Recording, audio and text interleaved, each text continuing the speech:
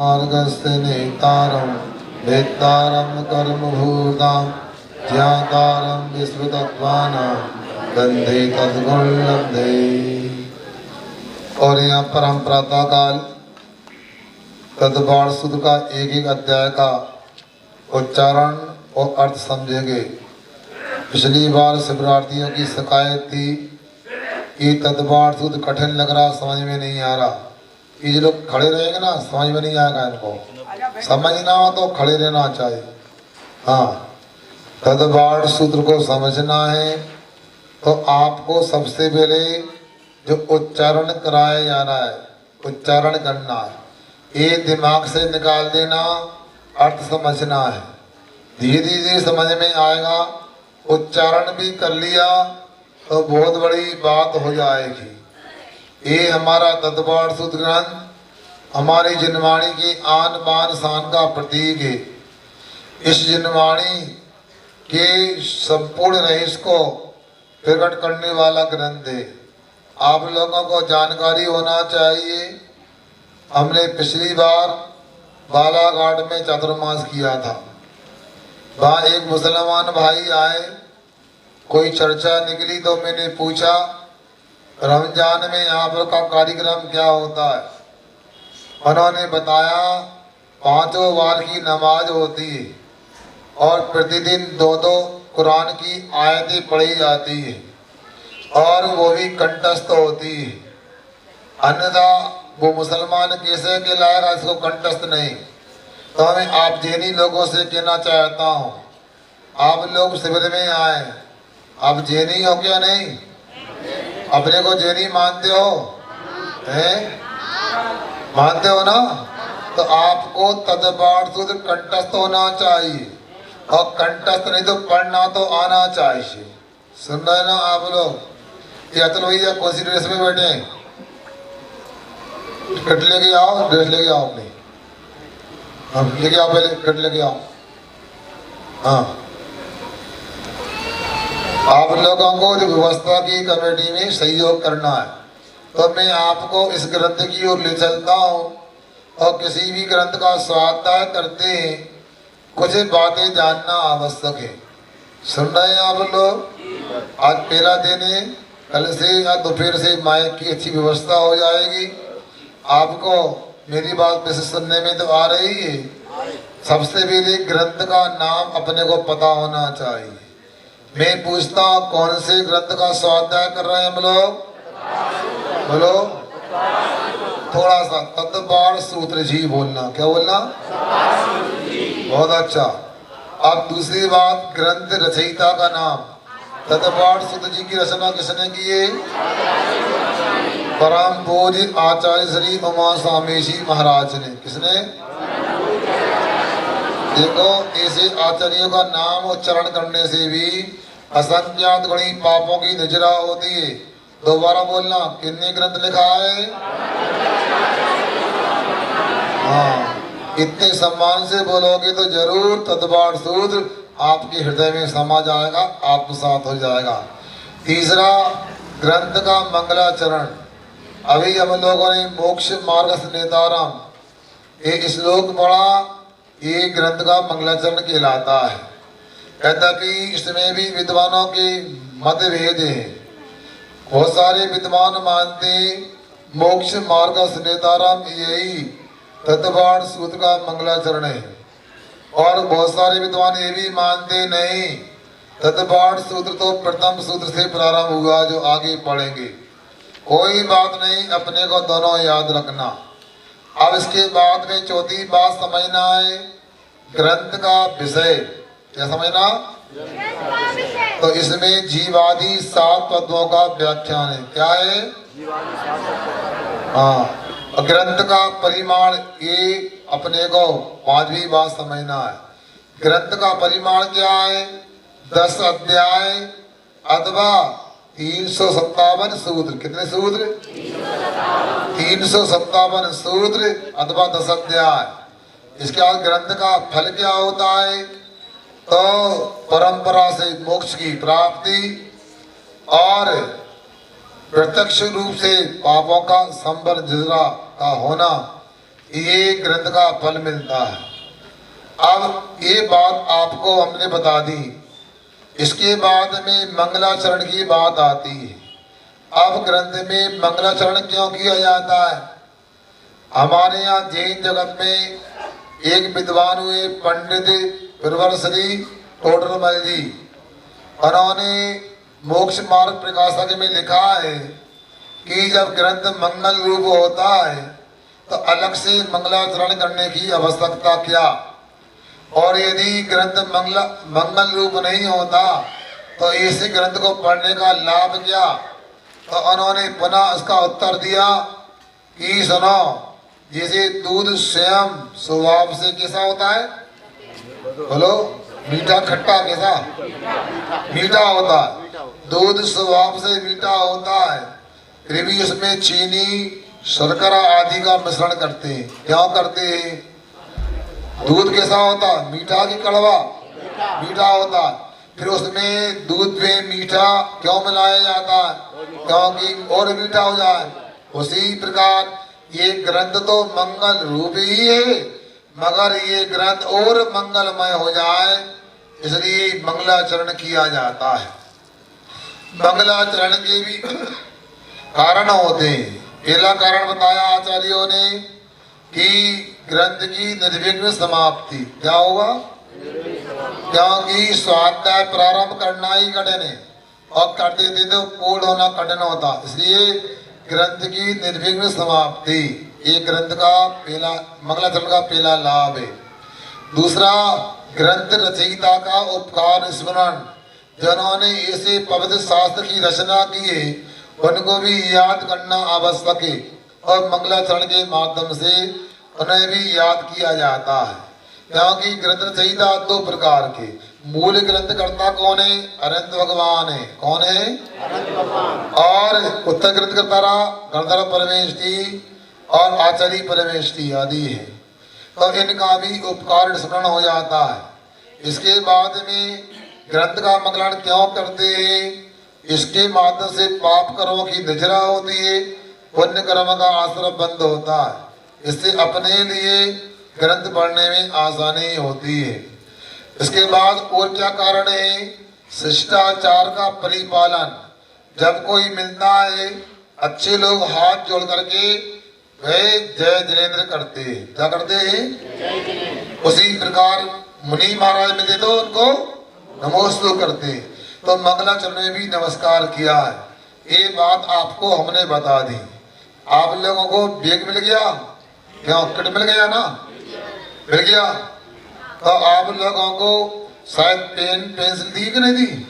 आपे भी दिए ना, उनका उपयोग करना कि नहीं?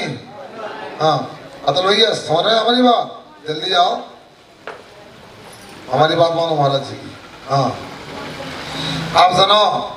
अब ग्रंथ का विषय क्या था, परिमाण क्या था? तो 357 सूत्र। अध्याय कितने हैं? कितने? अब कैसे याद रखोगे कौन से अध्याय में कितने सूत्र हैं? सुनो, मोबाइल जमा हो गए आप लोगों के? किसका नहीं? हाथ पूछा करना। मोबाइल है आपके पास? क्यों भाई, मोबाइल है? क्यों भैया, कब जमा होगा? अभी कर देना। मगर मोबाइल नंबर लिख लो। आपको उमा स्वामी महाराज से मिलना हो तो 2 मोबाइल नंबर देता हूँ, अभी नहीं, पर्वे के बाद मिलना। हाँ, नंबर लिखो। अंग्रेजी में कि हिंदी में, कैसे बोलूं? अंग्रेजी में 3353 लिखो आराम। 3353 ठीक है? नहीं बेटा लिखो, लिख लिया? 3353 394242 हो गया। 3353 394242। हिंदी वाले सुन लो, 33 53 39 42 42। क्या? परम पूज्य उमा स्वामी महाराज का नंबर है। अरे हमसे बात करना, सब लगवाता हूँ मैं। अब ये 5 अध्याय के सूत्रों की संख्या हो गई पहले अध्याय से 5वें अध्याय तक की। अब छठे अध्याय से 10वें अध्याय का देखो, सुनो। हाँ लिखो, दूसरा मोबाइल नंबर लिखो। हाँ 27 27 27 39 डबल निकला 27 39 26 लिख लिया। हाँ दोबारा बोलो 27 39 26 46 46 09 09 हो गया। दोबारा हिंदी बोलता हूँ 27 39 26 46 नहीं 47 है कितना नहीं 47 सुधार लो उसके लिए। हाँ सुनो 47 47 और 09 इसको बोलते हैं। लिख लिया आपने? लिख लिया सबका? बोलो ना। पहला दूसरा हाँ लिख लो 27 39 26 47 09। पहला ले लो 3353 39 4242 ये पहला वाला।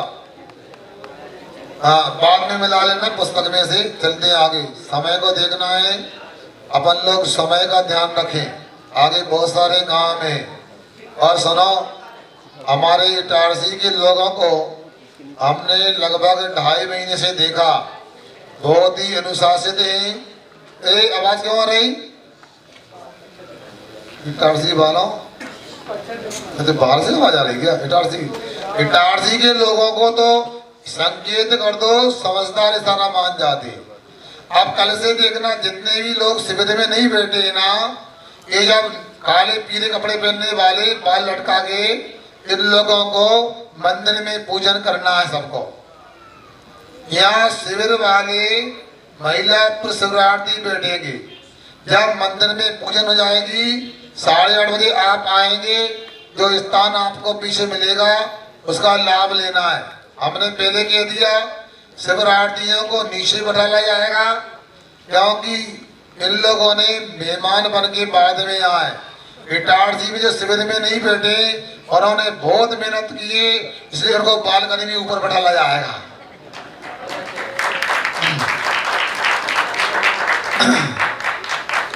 इसलिए ये भैया शिविर में राजेश जी आप फिर कहाँ बैठे आप?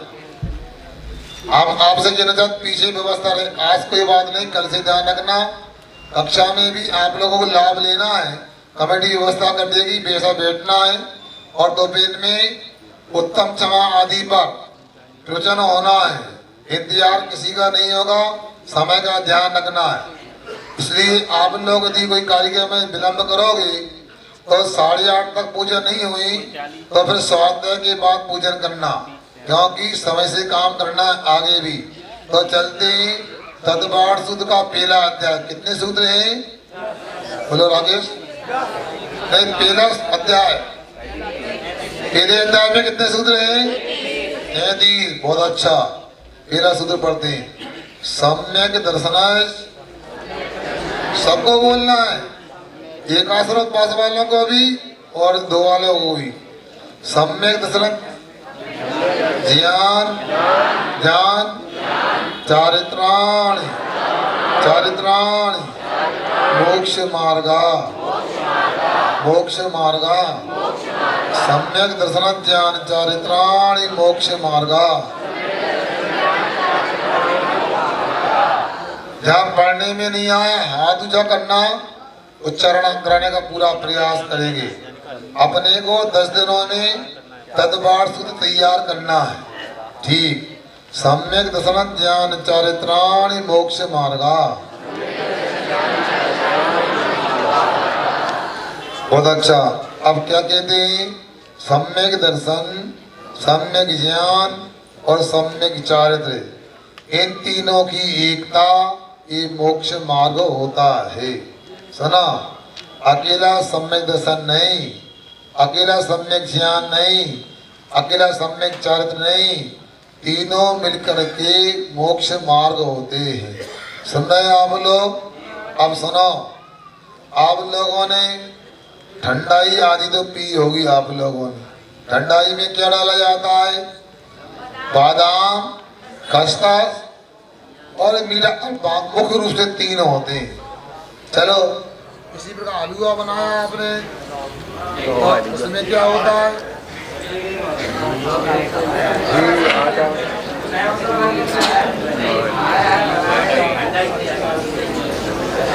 आवाज नहीं करो, देखो आवाज नहीं होगी तो आवाज आएगी मेरी आपको। आप लोग जानते हो, सुनो, ठंडाई में बादाम, खसखस और मीठा होता है। तो सुनो भैया, देखो बोलोगे तो मैं कौन हो जाऊँ? अरे कोई बोला नहीं, चुपचाप रहो भाई, आवाज नहीं करो। कड़ी रुकेगी नहीं, चलेगी। इसलिए आप समय का उपयोग करो। ये व्यवस्थाएं तो आगे पीछे होती रहेगी, अपना समय का है। और शिवरात्रियों ध्यान रखना, हम सुविधा के लिए नहीं, आत्मा के सुख को खोजने के लिए आए। किसके लिए आए यहाँ पर? इसलिए सुविधा की ओर ध्यान मत देना। सुविधा देने वालों का पुण्य का उदय, दान का लाभ मिलेगा। अपने को कम से कम सुविधा लेना है, ठीक है ना? क्योंकि मोक्ष मार्ग में जितना हम परिचय सेध करेंगे उतना आगे बढ़ते जाएंगे, कर्मों की संबंधरा होती रहेगी। अब आपसे ये कह रहा था, खसखस भाई ठंडाई में तीन वस्तुएं होती हैं, हलवा में भी तीन होती हैं, आटा, मीठा और चिकना। क्या? आटा, मीठा और चिकना। अब मान लो हलवा खाना है, आपने किसी को कहा तो इसने क्या किया? एक कोने में प्लेट में आटा दे रख दिया, एक में बूरा रख दिया कोने में, एक कोने में घी रख दिया, हलवा हो गया? नहीं हुआ ना? तीनों की एकता होगी तब हलवा होगा, और तीनों की एकता के लिए उसमें तपाना होगा। उसी प्रकार यहाँ पर भी तीनों की एकता होगी, तप के माध्यम से तीन एक में एक हो जाएंगे तो मोक्ष मार्ग बन जाएगा। आगे अब यहाँ तीन बातें गई, सम्यक दर्शन, सम्यक ज्ञान और सम्यक चारित्र। सम्यक दर्शन क्या होता है? आगे सुनिए। तत्वार्थ, तत्वार्थ, श्रद्धानाम, श्रद्धानाम, सम्यक दर्शनम, सम्यक दर्शनम। जिनके पास पुस्तक नहीं है, कहानी पुस्तक, सबके पास पुस्तकें हैं क्या? किसके पास नहीं? कई पुस्तक तो इन लोगों को हाथ ऊंचा कर रहा है। देखो, हमने कहा पर्याप्त पुस्तकें हैं अपने पास में, हाँ, और पूजन की पुस्तकें तत्वार्थ दिया है। तत्वार्थ श्रद्धानम सम्यक दर्शनम। तत्वार्थ का श्रद्धान सम्यक दर्शन होता है। अब देखो, तत्वार्थ दो शब्द मिले हुए, तत्व और अर्थ, तत्वार्थ बनाया है। तत्व किसे कहते हैं? वस्तु के भाव को तत्व कहते हैं, और वस्तु का, पदार्थ का नाम अर्थ होता है। इसलिए पदार्थ का, पदार्थ के भाव का जैसा स्वरूप है वैसा श्रद्धान करना सम्यक दर्शन होता है। समझ रहे ना? प्रत्येक वस्तु का अपना भाव होता है, उस भाव का नाम ही तत्वार्थ कहलाता है। और भी आपकी कोई जिज्ञासाएं या रह जाए जल्दी के चक्कर में, शाम को हमारा सुनो, समय के बाद में जिज्ञासा समाधान प्रतिदिन होता है, प्रतिक्रमण के बाद में। आप तैयार कर लेना, ब्रह्मचारी अशोक जी को पहले से पर्ची दे देना, आपका जब क्रम आएगा तो समाधान मिलेगा। आगे देखो क्या कहा? तत्वार्थ श्रद्धानम समदर्शन, अर्थात तत्वार्थ का श्रद्धान करना सम्यक दर्शन है।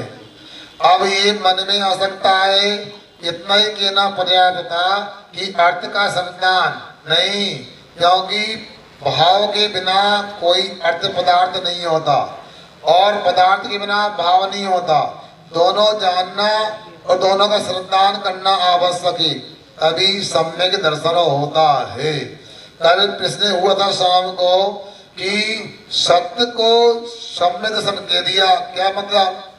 मतलब यह है सत्य का श्रद्धान, शब्द दर्शन का मतलब होगा कि तत्वार्थ का श्रद्धान, जो जैसा है उसको उसी रूप में श्रद्धान करो। आप लोग कौन हो? जीव की अजीब? बोलो जीव है। तो आपका भाव क्या है? जानना देखना। क्या है? जानना और ये हमारा जीव का भाव है। तो हमारे लिए जीव पर भी श्रद्धान करना है और जीव के जो भाव जानने देखने रूप है उनका भी श्रद्धान करना है। ऐसा श्रद्धान करना, सत्य का श्रद्धान करना है, वो समझन कहलाता। अब पता लगा कि आप अपने आप को जीव नहीं मान के शरीर रूप मानते हो और करते भी हो, तब तन उपजति अपनी उपजान तन संग आपको नासमान। शरीर की उत्पत्ति को अपनी उत्पत्ति मानते हो, शरीर के नाश को अपना नाश मानते हो, तो ये असत्य हो गया। आप शरीर हो कि जीव हो? तो जीव की उत्पत्ति होती कि शरीर की उत्पत्ति? किसकी? शरीर की होती है। तो शरीर की उत्पत्ति को जीव की उत्पत्ति मानोगे तो असत्य हो जाएगा। तो क्या करना? जीव उत्पन्न नहीं होता और जीव कभी नष्ट नहीं होता। ऐसा साचा श्रद्धान करना ये सम्यक दर्शन है, ऐसा अपने को मानना चाहिए। ऐसा सच्चे देव साधु का श्रद्धान कहा है, उनका वैसा वे श्रद्धान करना, इसका नाम होता है सम्यक दर्शन। यदि मान लो कुदेव को हम देव मान ले, कुशास्त्र को शास्त्र मान ले और कुगुरु को गुरु मान ले, तो ये मिथ्या श्रद्धान हो गया। इसलिए सत्य का श्रद्धान करना समदर्शन होता है। आगे देखिए, तन्नि सर्गा दधि गमाधवा तन्नि सर्गा दधि गमाधवा। हाँ, सबका उच्चारण होना चाहिए। हाँ, क्यों? ठीक लग रहा है ना? कठिन तो नहीं लग रहा? बता देना सिद्धार्थ भाई, आ रहा समझ में?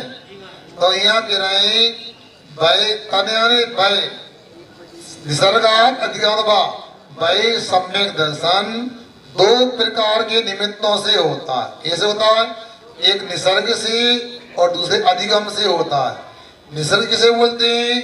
सुनो, निसर्ग किसे कहते हैं? बिना किसी के उपदेश से जो होता है वो निसर्ग कहलाता। क्या कहा? जो बिना किसी के उपदेश से होता वो निसर्ग होता है। अधिगमन मतलब जो उपदेश के माध्यम से होता है। आप लोग सुन रहे कि नहीं सुन रहे? गंडू भाई सुनने में आ रहा है ना? तो यहाँ आपको ये कहना चाहते हैं, निसर्ग पूर्व भाव का रहता है के वर्तमान। हाँ, बता रहा आपको। देखो, निसर्ग जो है पूर्व में तत्व का जो अभ्यास किया है, पूर्वी सोना वर्तमान पर्याय में ना तत्व का अभ्यास ना कुछ सुनना और श्रद्धान हो जाना संवय समदर्शन निसर्ग कहलाता है। किंतु यहाँ पर उपदेश सुनकर, अभी सुन रहे ना आप लोग, अभी सुनकर के तत्व के ऊपर श्रद्धान करोगे तो अधिगम समदर्शन कहलाएगा। इस प्रकार अपने को जानना चाहिए। बिना सुने बिना पढ़े श्रद्धान होता है तो निसर्ग कहलाता। कुछ लोग होते हैं वो बिना पढ़े बिना सुने ही बहुत सारे अच्छे काम कर लेते। हमारा एक शिवरार्थी है, उसका नाम देवांश जैन है। मुझे तो अभी पता पड़ा, उसको तो लोग बाबू बाबू बोलते थे। वो शायद पहली क्लास पास हुआ। कौन सी पढ़ते हो? हाँ, ये फर्स्ट बोल रहा, मतलब पहली क्लास में पढ़ता है। मगर ये बालक ऐसा है, अभी कभी शिविर में मौका मिलेगा ये पूरी अभिषेक की विधि ये कराएगा, पंकज भैया सुनेंगे। इतना ही नहीं, सुनाते हैं कि शांति धारा भी कंठस्थ है। देखो बताओ, आपके सम्मान का कहा नहीं आ रहा। हाँ, एक दिन पंकज भैया देवांश की जगह बैठेंगे और देवांश आपकी पूजा कराएगा। ठीक है ना भाई? आओ तो कहो। हाँ, सोच लो पहली क्लास का विद्यार्थी आपकी पूजा की क्रिया संपन्न कराता है, ये पूरी जैन समाज को फक्र होना चाहिए, गौरव होना चाहिए। हाँ, तो ऐसा पूर्व का संस्कार भी उपलब्ध देखा जाता है। आगे चलते हैं। जीवा जीवाश्रव, जीवा जीवाश्रव, बंद संबर, बंद संबर, निर्जरा, निर्जरा, मोक्षास्तत्वम, मोक्षास्तत्वम, जीवा जीवाश्रव, बंद संबर, निर्जरा, मोक्षास्तत्वम। हाँ, पढ़ने में आ गया। हाँ, जीव अजीव आश्रव बंध संबर निर्जरा और मोक्ष, ये क्या है? तत्व है। तस्य भावा तत्वम, जिसका जो भाव होता है वह तत्व होता है। तो आप जानते हैं जीव किसे बोलते हैं? जिसमें जानना देखना पायदों से, पाठशाला पढ़ते ना दक्ष भाई, कहाँ हो दक्ष? जीव किसे बोलते हैं? जो जानता देखता है उसे जीव कहते हैं, और जो जानता देखता नहीं उसे अजीव कहते हैं। जानना देखना भी नहीं समझो, उसको चेतना बोलते हैं। जिसमें चेतना लक्षण होता है उसे जीव कहते हैं, जिसमें चेतना लक्षण है तो उसे अजीव कहते हैं। बहुत अच्छा। अब आश्रव, आश्रव को कहते हैं कर्म के आने को आश्रव कहते हैं। क्या? कर्म के आने को आश्रव कहते हैं। बंध, कर्म के आत्मा में निश्चित समय को ठहर जाने को बंध कहते हैं। संबर, नूतन कर्मों के आश्रव का रुक जाना संबर कहलाता। क्या कहा? नूतन कर्मों के आश्रव को रुक जाना संबर कहलाता है। और पूर्व में जो कर्मों का आश्रय बंद हुआ है उसका एक देश छड़ जाना, आंशिक रूप से छड़ जाना, ये निजरा कहलाती है। और संपूर्ण कर्मों का आत्मा से पृथक हो जाना मोक्ष कहलाता। समझ में आया कि नहीं आया? आया ना? इस प्रकार समझना। उदाहरण देता हूँ आपको। अब ये देखो, गोटी परिषद आपके यहाँ सामने है। ये क्या है? अजीब है। क्या है? अजीब है। आप लोग कौन हो? कौन हो? जीव है। अब देखो 3 दिन से शिवरात्रि आ रहे हैं, तो ये आना क्या है? आश्रव हो गया। और आप लोग कब तक रहोगे यहाँ पर? बोलो ना। क्या? 10 दिन रहेंगे ना? तो ये आपका बंद हो गया, 10 दिन रहेंगे। अब देखो हमेशा थोड़ी जमाना होगा। अब कोई आया तो रोक दो, तो क्या हो गई? नहीं, ये संबर हो गया, दरवाजा लगा दिया। आज पहला दिन था, अब कल से व्यवस्था गड़बड़ होगी तो अपन अधिकार अलग निकालेंगे। हमारे भाई लोगों की व्यवस्था जो की गई ये वैसी करना। अब शिवरात्रि लोग सुबह 5 बजे इस प्रांगण में आना है अपने विश्राम गृह से। यदि विलंब से आओगे तो दरवाजा बंद हो जाएगा, तो संबर की लाएगा वो, समझे ना? क्या हो जाएगा? संबर हो जाएगा। इसके उपरांत अब समय हो गया, मान लो या कोई को बहुत आवश्यक है, कोई शारीरिक बाधा को दूर करना है, एक ही व्यक्ति को जा रहा है तो वो निजरा की लाएगी। इसके बाद में सभी लोग चले जाएंगे अभी भोजन करने को, अथवा 10 दिन के बाद शिविर पूरा हो जाएगा, क्या होगा? मोक्ष हो जाएगा। ऐसे 7 तत्वों को अपने को समझना चाहिए। क्यों? समझ में आया ना अर्पित भाई? नहीं आया? देखो जल्दी नहीं, एक अध्याय पर्याप्त है। जितना समझ में आए समझने का प्रयास करना है। ठीक है, हो गया? एक पंखे की ज्यादा आवाज आती है। हाँ, आगे देखो। हाँ, नाम स्थापना, नाम स्थापना, द्रव्य भाव 10, द्रव्य भाव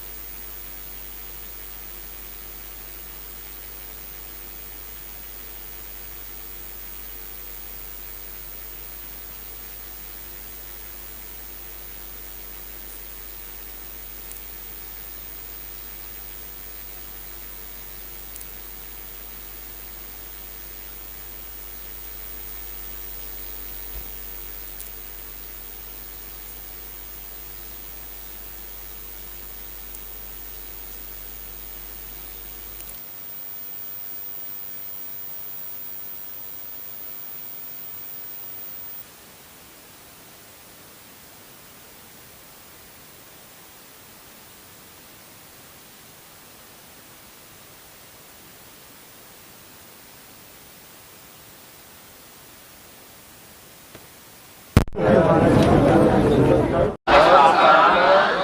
तस्तन्यासा स्थापना द्रव भाव तस्तन्यासा। बोलो।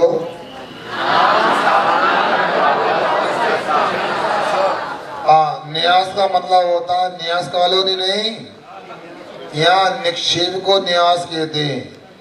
निक्षेप का मतलब लोग व्यवहार करना होता है।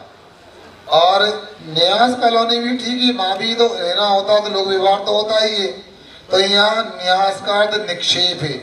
4 निक्षेप होते हैं, नाम निक्षेप, स्थापना निक्षेप, द्रव्य निक्षेप और भाव निक्षेप। इन 4 के माध्यम से लोग व्यवहार होता है। कैसे होता है? किसी व्यक्ति के गुण आदि को ना देख करके उसका नाम रख देना, ये नाम निक्षेप होता है। सुन रहे ना?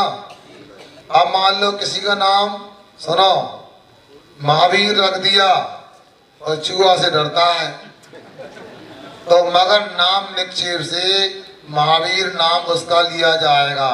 सुन रहे ना? ऐसा है। स्थापना निक्षेप भय, यह भय वस्तु है इस प्रकार का, किसी वस्तु में किसी का व्यवहार करना स्थापना होती है। 2 प्रकार की, तदाकार स्थापना, अतदाकार स्थापना होती है। जैसे भगवान का शरीर का आकार था, संस्थान था, वैसे ही धातु की पाषाण की प्रतिमा बना करके उसमें ये पारसनाथ भगवान जी हैं, ये महावीर स्वामी जी हैं, ऐसी स्थापना करना तदाकार स्थापना है।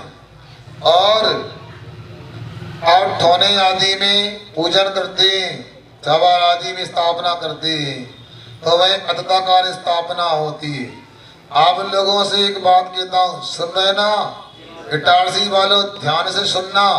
बहुत सारी भ्रांतियां हमने देखी पिछले महीनों में। आसपास के नगरों में गाड़ाबरा से आए कि नहीं कोई? हाँ, गाड़ाबरा वाले ध्यान से सुनो, तुम लोगों का उत्तर दिया जा रहा है। ये स्थापना की बात हो रही, तो 2 प्रकार की स्थापना होती है, तदाकार और अतदाकार। तो किसी पाषाण धातु में ये पाषाण की धातु की प्रतिष्ठित प्रतिमा में भगवान स्वीकार नहीं करते, तो उनको अपने पिताजी की तस्वीर भी स्वीकार नहीं करना चाहिए। कागज की तस्वीर, जब धातु की पाषाण की प्रतिमा आपको भगवान के रूप में नहीं दिख रही, भगवान नहीं मान रहे, तो फिर आप लोगों को अपनी तस्वीर भी पैरों में कुचल के फेंक देना चाहिए। पिताजी की बनी हुई है, आपकी माँ की है। अरे ये तो भारतीय इतिहास है। यहाँ तो देखो, बिना प्रतिमा के, बिना प्रतिष्ठा के एक माटी की प्रतिमा बनाई। क्यों भाई, किसने? अशोक भाई किसने बनाई? एकलव्य ने बनाई, और सामने रख करके धनुर्विद्या का अभ्यास किया, और अर्जुन से भी आगे भाई धनुष विद्या में आगे निकल गया।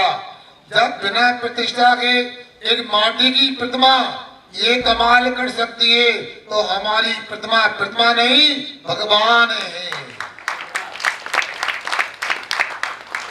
सोचो। और मैं तो कहता हूँ, मैं भी हूँ, चाहे कोई ब्रह्मचारी ब्रह्मचारिणी हो, कोई त्यागी वृत्ति हो, जो भगवान की प्रतिमा को, प्रतिष्ठित प्रतिमा को भगवान नहीं मानता है, ऐसे महाराज को, ब्रह्मचारी को आपको भी नहीं मानना चाहिए। उसको तो पानी पिलाना, रोटी खिलाना पाप है। क्योंकि सोचो, उसने अभी जिनवाणी को ही समझा, जिनवाणी को भी नहीं मानता। जिनवाणी में कहा गया है 4 निक्षेप होते, और चारों ही सम्यक ज्ञान है। और सम्यक ज्ञान का मतलब सम्यक दर्शन के साथ में है।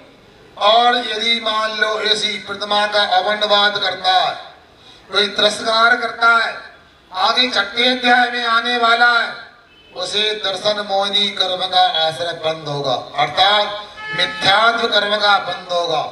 ऐसी प्रतिमा की अपनय करेगा तो उसे 70 कोड़ा कोड़ी सागर तक मोहिनी कर्म का, मिथ्यात्व कर्म का बंद हो सकता है। सोच लो, अरे सफेद कपड़े पहन करके ब्रह्मचारी ब्रह्मचारिणी होकर कहेगी हमें मंदिर जाने का त्याग है। सुन रहे सब लोग इटारसी वाले सिलवानी गाड़ा वाले सुन लो, और भी कई जगह से सिरौंजा आदि से आए, बासोदा से आए।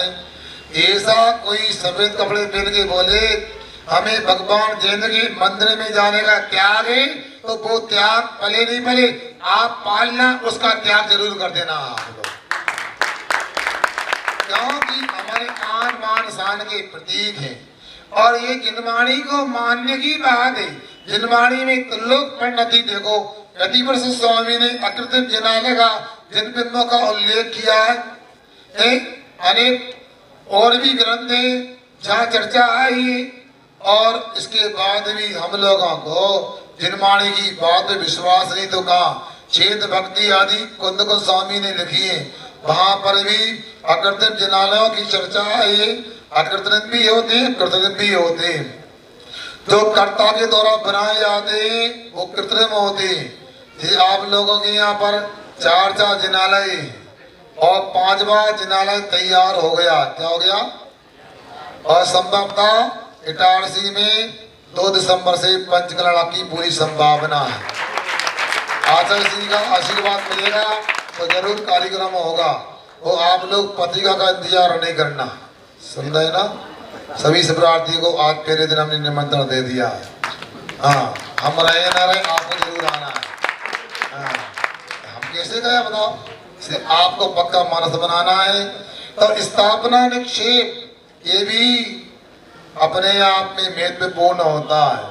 सुनो, तीसरा द्रव्य निक्षेप क्या होता है कि वर्तमान की अपेक्षा न करके भूत और भविष्य की अपेक्षा से व्यवहार करना, ये द्रव्य निक्षेप होता है। जैसे कोई पहले विधायक था, सुनो, अथवा आगे विधायक बनने वाला, क्या बोलते हैं? आइए विधायक जी। हाँ, कोई मान लो पहले वकालत करता था, अब वकालत करना छोड़ दिया, फिर भी क्या बोलते हैं आप लोग? हैं? अब मान लो कोई अभी वकील नहीं बना है और प्रवेश ले लिया रेलवे में, क्या बोलेंगे? वकील था, ये भावी हो गया द्रव्य निक्षेप। आगे भाव निक्षेप, जिस समय जो क्रिया रूप होता है उसको उस रूप में पुकारना, भाव निक्षेप। अभी आप लोग कौन है यहाँ पर? बोलो। अभी विद्यार्थी तो शिवरार्थी तो है बाबू, सही बोला आपने। और बाबू शिवरार्थी में भी अभी पढ़ रहे हो ना, स्वाध्याय करे ना। अभी विद्यार्थी या स्वाध्यार्थी होंगे। इसके पहले कौन थे आप लोग? इसके पहले कौन थे? स्व कर रहे थे तो पुजारी, पूजा करने वाला पुजारी होता है, और स्वाध्याय करने वाला स्वाध्यार्थी विद्यार्थी होता है। अभी यहाँ से जाओगे, इनका उपवास नहीं है, लोगों के यहाँ जाओगे वो मेजबानी करेंगे, आप मेहमानी करोगे और भोजन करोगे तो क्या कराओगे? भोजनार्थी। ये भाव निक्षेप है। आगे देखो, प्रमाण नहीं रतिगमा, प्रमाण और नए से भी तत्व का ज्ञान होता है। वस्तु के संपूर्ण ज्ञान को प्रमाण कहते हैं और वस्तु के किसी अंश को नए कहते हैं। इन दोनों के माध्यम से वस्तु को समझा जाता है। सुन रहे हो आप लोग? अब मान लो, सुनो, आपके नाक को देखकर कोई कहे ए लंबी नाक वाले इधर आओ, तो ये नए हो गया। और पूरे शरीर को ये भाई साहब इधर आओ, तो ये प्रमाण हो गया। आगे निर्देश स्वामित्व साधनाधिकरण स्थिति विधानता, निर्देश स्वामित्व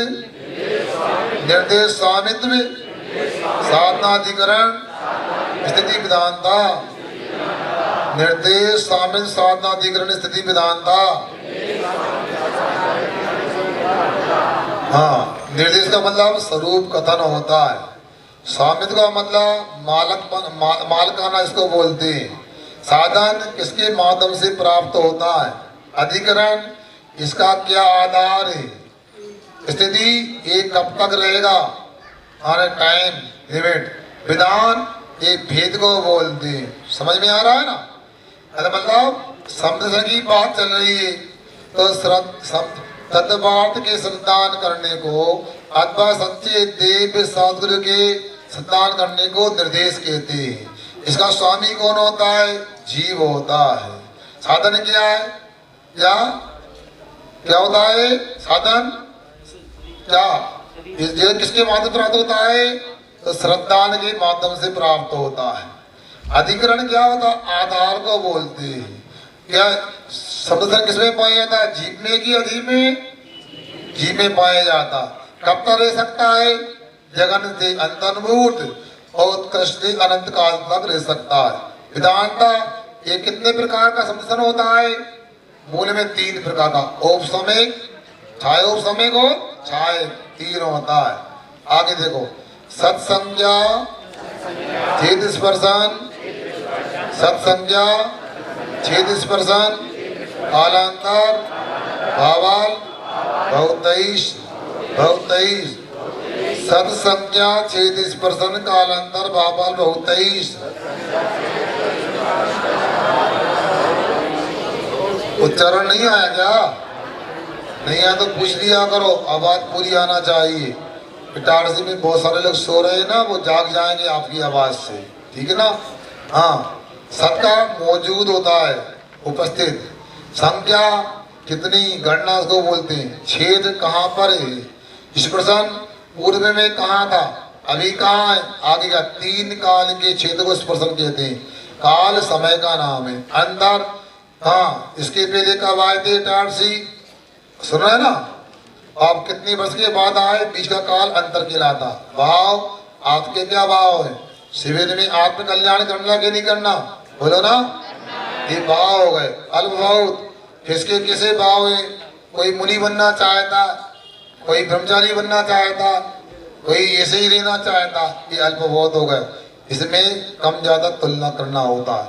मति श्रुतावधि, मति श्रुतावधि, मना परे, मना पर्याय, केवलानि ज्ञानम, केवलानि ज्ञानम, मति श्रुतावधि, मना परे, केवलानि ज्ञानम। अब ज्ञान 5 प्रकार के होते हैं। मति ज्ञान, श्रुत ज्ञान, अवधि ज्ञान, मन पर ज्ञान और जीव ज्ञान। बहुत अच्छा। तत्व प्रमाणे, और देखो जो 5 प्रकार के ज्ञान है ये प्रमाण कहलाते हैं। यह प्रमाण क्यों कहा?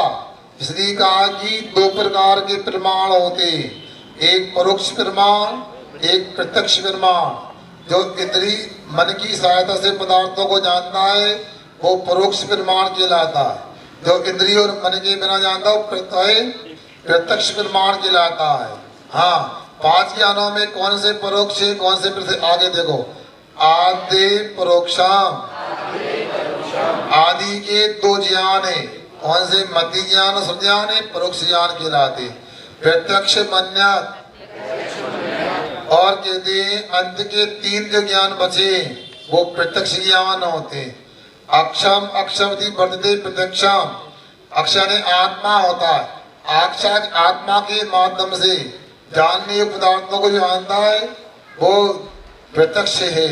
इस प्रकार से इंद्रिय और मन के बिना आत्मा से जानने वाला ज्ञान प्रत्यक्ष ज्ञान होता है। आगे, मति, स्मृति, संज्ञा, चित्ताभिनिबोध, चित्ताभिनिबोध, यत इनर्थांतरम, यत इत इत इनर यनर थांतरम, यत इनर्थांतरम। पढ़ने में आ गया? इत इनर्थांतरम। क्या समझे भाई? पढ़ने में आ रहा है? बोलना है एक बार, इत इनर्थांतरम। बहुत अच्छा। मति, स्मृति, संज्ञा, चित्ताभिनिबोध, इति इनर्थांतरम। 10 दिनों में तत्वार्थ शुद्ध पढ़ना आ गया तो मैं विश्वास से कहता हूँ जब जब तत्वार्थ शुद्ध का पाठ करोगे एक उपवास का फल मिल जाएगा आपको। दिन भर भी खाओगे, एक बार पाठ कर लोगे तो क्यों भाई? तो कितना एक उपवास का फल मिल जाएगा आपको। इसलिए और यहाँ तो वैसे भी आप सुनो, 2 बजे के बाद 10 अध्याय का पाठ होगा। एक पुस्तक को खोलना है, आपको खोल कर देखना है और साथ में उच्चारण करके सुनना है। यदि कर सको तो उच्चारण करना है, मन से करना है उच्चारण, ऐसा नहीं पढ़ने वाले को बाधा। तो रोज एक उपवास का फल तो शिविर में मिलेगा ही मिलेगा अपने लिए। इसलिए आप लोग ध्यान रखना, जो पूजन की पुस्तक दिए, तीर्थंकर स्तुति पुस्तक दिए, तत्पाल सूत्र की, ये तीनों पुस्तकों को आप अपने पास रख सकते हो और आवश्यकता हो शिविर के बाद आपको कमेटी दे भी देगी, मगर इसलिए आपके बैग में पहले से नहीं रखी। हर जगह हर घर में खूब दिलमानी होती है, आप ले लेते रख लेते, पढ़ते भी नहीं, अगली बार फिर मंगाना पड़ता। इसलिए आप लोगों से हमारा कहना है, जो किट में सामान रखा, हाँ, अबकरे या आवाज को धारणा, 4 बदियान के भेद होते हैं। बहुबोधक, बहुबोधक, छिपरा, निस्ता, दुक्तक, दुक्तक, ध्रुवाणाम, ध्रुवाणाम, क्षेत्राणाम, क्षेत्राणाम, बहुबोधक, छिपरा, निस्ता, दुक्तक, ध्रुवाणाम, क्षेत्राणाम। पढ़ने में आएगा, अपनी घड़ी दिख रही इसलिए भी जल्दी कर रहा हूँ। बहु माने बहुत सारा, और बहुविध ने बहुत प्रकार का, छिपना ने जो जल्दी जानने में आ जाए, अनिश्चित यानी जो पूरी तरह प्रकट नहीं है, अनुक्त बिना कहा हुआ, और ध्रुवा ने स्थायी होता, इसके उल्टे भी होते हैं। जो एक ही संख्या वो एक कहलाता है, बहु नहीं कहलाता। जो एक प्रकार का वो एक विध होता है, और जो जल्दी समझ में नहीं आता वो अक्षिप्र होता है, और जो पूरा सुनो प्रकट रहता है वो निश्रित होता है, और जो बिना वह जो कहने पर समझ में आता उक्त कहलाता है, और जो जल्दी भूल जाते अध्रुव होता है। इस प्रकार अर्थस्य ये पदार्थ के भेद हैं, मतलब ये पदार्थ की अपेक्षा से भेद बताए गए हैं, और जितने पदार्थ के भेद हैं उतना मध्य ज्ञान भी हो जाता है। व्यंजन सब ग्रह, व्यंजन सब ग्रह। अब कहते अव्यक्त, जो अव्यक्त पदार्थ होता है उसका व्यंजन अपग्रह, वह क्या होता है? व्यंजन अपग्रह होता, मतलब अव्यक्त मतलब पूरा मटका लेके आए, पानी की बूंद डाल दी भैया, तो कहाँ गई पानी की बूंद? वो अंदर ही दिखेगी नहीं, वो व्यंजन अपग्रह है। और बाद में ज्यादा डाल देंगे तो व्यक्त हो जाएगा, अर्थ अपग्रह हो जाएगा। न चक्षु हृदयाभ्याम, हृदयाभ्याम, हृदयाभ्याम, न चक्षु हृदयाभ्याम। अब देखो, जो व्यंजन अपग्रह होता है वो आंख के द्वारा और मन के द्वारा नहीं होता, ऐसा जानना। श्रुतम मति पूर्वम, मति पूर्वम दैनिक द्वादश वेदाम, श्रुतम मति पूर्वम दैनिक द्वादश वेदाम। जो दूसरे नंबर का ज्ञान है, इसको श्रुति ज्ञान बोलते हैं, वो मति ज्ञान पूर्वक होता है। उसकी मूल में 2 भेद होते हैं, अनेक और 12, मतलब अंग भाव और अंग प्रविष्ट।